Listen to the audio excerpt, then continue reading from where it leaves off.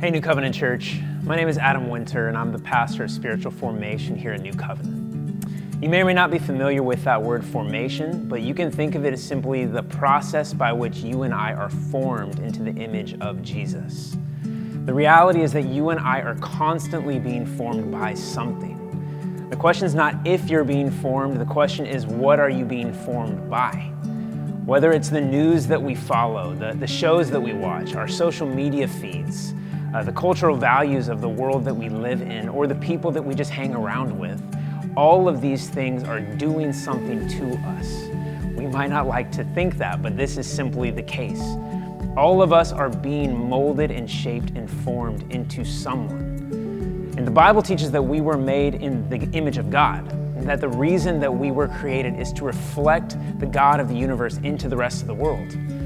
That God saved us not to just be a people who prayed a prayer and now, for the most part, are just sitting around waiting for a future in heaven, but that He saved us so that we would become a transformed people. A people whose lives look increasingly different than that of the world, a people whose lives look like Jesus. And we know this, right? I don't think anything that I've just said is something you haven't heard before. You might even be tempted to tune me out, right? We know this. We know we should be more like Jesus, that our lives should be transformed. And I believe that deep down, whether we realize it or not, we want that. We want to be transformed. We're tired of giving into the same sinful habits.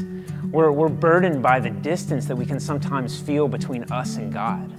We're bothered by the fact that we can read the teachings of Jesus or hear an inspiring, convicting sermon, and yet our lives, for the most part, can remain unchanged. There's a gap between what we know and how we live. Like, we can't seem to get what we know down into the fiber of our bodies, and we're bothered by that. We want to be transformed. The problem is that we just sometimes don't know how. How do we follow Jesus? How do we change? How do we become increasingly transformed in the monotony of our everyday lives? The Discipleship Pathway has been designed to answer these questions. In Luke 9:23, Jesus says this. He says, "Whoever wants to be my disciple must deny themselves and take up their cross daily and follow me." Jesus doesn't just call us to believe in Him in the abstract, right? He doesn't just call us to intellectual agreement with a set of doctrines about Him. He calls us to follow Him. And not out of obligation, not out of duty, but because this is the way to experience abundant life, Jesus says. It is an invitation that He is extending to us to come and follow Him into life, into joy and peace, and to become people of love in a world that desperately needs all of those things.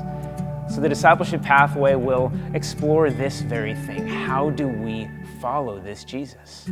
How do we become transformed?